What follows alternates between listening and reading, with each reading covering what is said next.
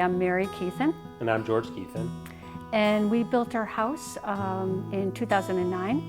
We are the first net zero energy house and the first LEED Platinum house in the country at the time. So George and I began designing our house in 2007. Gas prices at the pump were escalating to $4 a gallon. In the midst of this recession, we knew we were taking a really big risk to build a new house. But we also saw it as an opportunity to make a big difference. At the time, solar and geothermal were not mainstream as it is today. Most resources were from grassroots efforts. George's company, CES, was just starting to take on some geothermal projects. We wanted to show that we could still have a house of our choice, not compromise our lifestyle, while reducing our carbon footprint. So this was a company project that we had a team working on it. My team led this. I had one of my partners in with us, Jim Sinatro. So we worked together, as well as other individuals in the office, because we had to design it and draft it and understand ultimately what was required to put it together. So it was a team effort amongst a few in the company. Not everybody was involved, but everybody was informed along the way. So keeping the design and building elements mainstream played a very big part of every one of our design decisions. We completed construction in 2009 and we moved in Thanksgiving Day. We were so excited to share it with our family and celebrate Thanksgiving. Since we didn't want to burn any fossil fuels and the sun is a natural free resource, we had to figure out how to capture the sun's energy. We first needed to position our house to have the majority of our windows facing within 20 degrees of true south. So I've created a company called CES, or Consulting Engineering Services, and I'm the president of the company. We're an engineering firm in Middletown, Connecticut, and our goal for this house was to do the engineering to try to get it to zero energy, which included the heating and air conditioning systems, as well as the alternative energy equipment, including the solar PV and solar thermal systems. When the water reaches the temperatures that we desire, it drains back into two 20-gallon tanks in the attic. It is then dispersed into several copper pipes that travel down into a large tank in our basement. So now we're looking at the solar thermal tank, and this big tank, which is about 950 gallons of water, is actually supplied by 8 solar thermal panels on the roof. And you can see these 4 series of pipes. We take 2 series of the pipes here, take the hot water from those solar panels on the roof and heats this big tank up. So this tank in the middle of summer, wintertime will be about 120 degrees, 130 maybe. And then once this tank gets heated up, these 2 pipes here take this water to the rest of the house.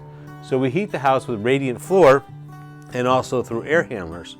So on a sunny day in the wintertime, we'll use the passive solar, which is the windows with the sun coming through the windows, to heat the house. At the same time, we'll heat this tank up with that solar water. And then at nighttime, when the sun goes down, we'll use the heat in this tank to heat the house. We utilize 3 approaches to heating our home: passive solar, active solar, and geothermal. So we're in the geothermal room right now. And in front of me is a water-to-water geothermal unit. And what this does is it takes the heat out of the ground and it moves it into the house. And it takes the cold out of the house and moves it into the ground. And it uses what's called a standing column well.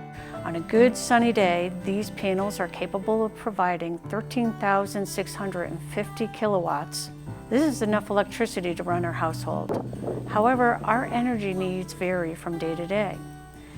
Since being connected to the grid means we don't store the power we make, we can sell our extra power to Eversource, and then we buy it back again when we need it. So we have had many tours of the house. Our first tour was in early 2010, where we had the town. We opened it up to the town to do a walkthrough of the house.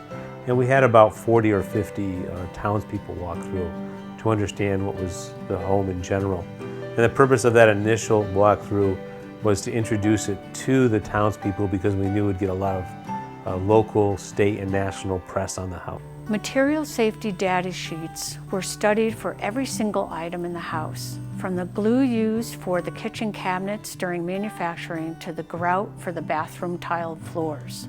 Once we have captured the heat, we need to retain it. And in order to do this, we built the house with staggered double-studded walls.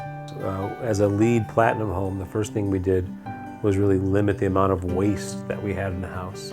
So from an impact, we used most of the resources in the house and really tried to take a look at limiting or reducing waste wherever possible during the construction process. But now that we're in the house, we have the benefit of making excess power from our solar PV. So on an annualized basis, we actually over-generate clean PV electric, and we put it back into the grid, and basically our neighbors get to use that power as a renewable resource without actually putting solar panels on their own homes.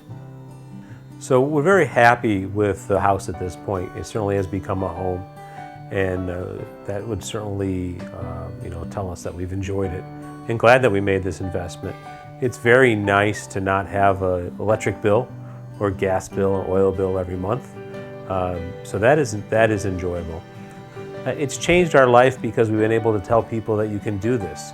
You can live in a house like this, and it's really just standard living. It's nothing different than any other home that anybody else would live in. So in that way, we just kind of live the normal life and just appreciate the low-cost energy. Because we make all the energy we need, we're called a net zero energy house. And at the end of each year, if we made more energy than we use, then Eversource sends us a check for the extra power. And so far, every year, we've made more energy than we've used.